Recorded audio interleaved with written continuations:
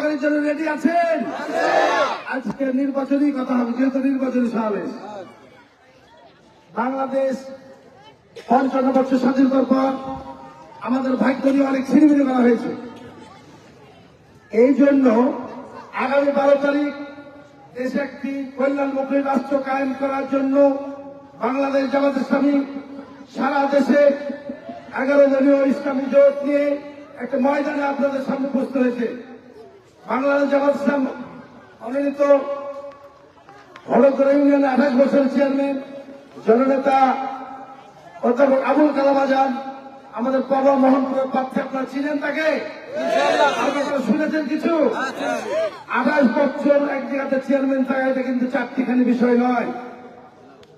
আগামী 12 তারিখে যে নির্বাচন হবে, এই দেশের ভাগ্যের পরিবর্তনের নির্বাচন, এই দেশের ভাগ্যের পরিবর্তনের নির্বাচন। আমরা আবারও কোন সন্ত্রাসীর হাতে চলে যাব না সুষম সুস্থ রাষ্ট্র কায়েম হবে, এটা একটা চ্যালেঞ্জিং বিষয়। আসুন, আমি যে কথাটা আপনাদের বলতে চাচ্ছি, আপনাদের প্রথমে বলছি, আপনারা প্রস্তুত আছেন কিনা? আজকে বাংলাদেশে 5 তারিখের পরে একটি সরকার ছিল, মানুষ পরিবর্তন হয়েছে, আবারও একটি সরকার দেশে কায়েম হবে। কিন্তু বাংলাদেশের 2টি জোট এখন অবস্থান করছেন। একটি জোট বাংলাদেশ জামাত ইসলাম, আর একটি জোট বিএনপি। জানেন তো নাকি আপনারা? 5 তারিখে ওনারা কি করেছেন ময়দানে, এখন পর্যন্ত কি করছেন আপনারা জানেন তো? পাথর দিয়ে হত্যা করা দেখেছেন? পাথর দিয়ে হত্যা করা দেখেছেন? কারা করেছে? জামাত ইসলাম করেছে? অল্পতি বুঝবেন, যদি এই অবস্থা হয়, আল্লাহ না করুক, তাদের হাতে যদি ক্ষমতা যায়, এই দেশের মানুষ ঘর থেকে ফেলে দেবেন। আমরা তো গ্রামের মানুষ জানি না। আপনি ঢাকায় যান, একটি পানের দোকানেও 4,000-5,000 চাঁদা নিয়েছে। একটা পানের দোকানে একটা রিক্সা লাগান চাঁদা নাই। টেম্পো স্ট্যান্ডে তো আছে। জামাত ইসলাম করে? জামাত ইসলাম করে যে রিপোর্ট আছে একটি? আমরা পরীক্ষিত, আমরা অনেক জুলুমের শিকার হয়েছি। এই যে দেখছেন, এই লাইনে প্রায় জেলে গেছি। আমরা প্রতিশোধ নিয়েছি। আমরা 6 তারিখে ঘোষণা করেছি, মানুষ মাত্র ভুল হতে পারে, আমরা সবাইকে ক্ষমা করে দিয়ে আমরা এই দেশে একটি ইসলামী রাষ্ট্র কায়েম করতে যাই, সমস্ত দল মত নির্বিশেষে। একবার বাংলাদেশে ইসলামী রাষ্ট্র কায়েম হোক, এই শখ আপনাদের আছে না নাই? এখানে লস নাই। আমরা সমস্ত দলকে নিয়ে, একটা লোক জাতীয় পার্টি করতে পারে, আওয়ামী লীগ করতে পারে, বিএনপি করতে পারে, একবার আমরা বলছি সব ভাইকে আসুন, আমরা সবাই মিলে সম্মিলিতভাবে ঐক্যবদ্ধভাবে বাংলাদেশে ইসলামী রাষ্ট্র কায়েম করি। কোরআনের শাসন আমরা দেখিনি, শুধু কোরআন হাদিস করি আর মজা পাই। যদি বাস্তবে পাওয়া যেত কি মজা লাগতো।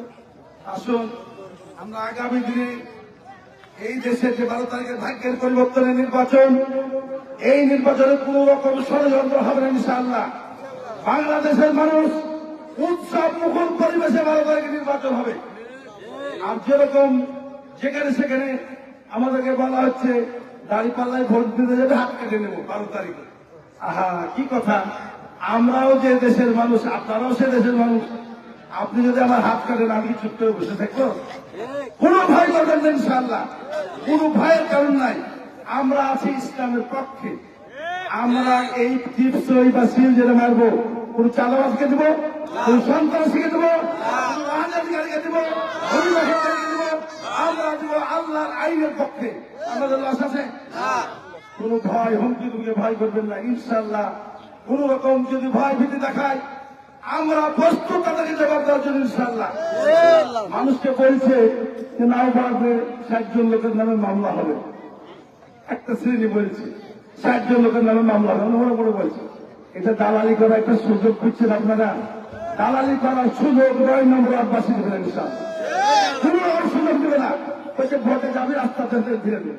আশ্চর্য কথা, আমরা ময়দানে শক্ত অবস্থানে থাকবো, সমস্ত প্রতিরোধ করার জন্য ইনশাআল্লাহ। আমরা আগামী 12 তারিখে সমস্ত ষড়যন্ত্রে নস্যাৎ করে দিয়ে 12 তারিখে দাঁড়িপাল্লার বিজয় ইনশাআল্লাহ তার জবাব দেবো। কোন পায়ে পাড়াতে গন্ডগোল যদি করতেছে ছেড়ে দেবেন।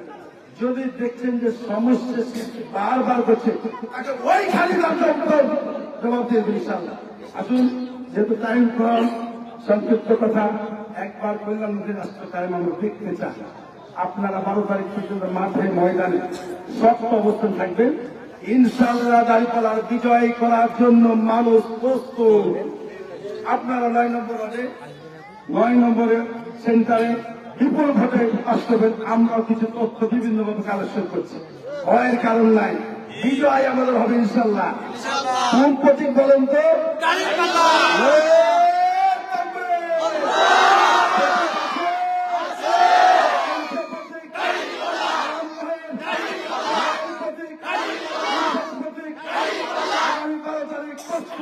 বিজয়ের মিছিল হবে ইনশাআল্লাহ। আসসালামু আলাইকুম।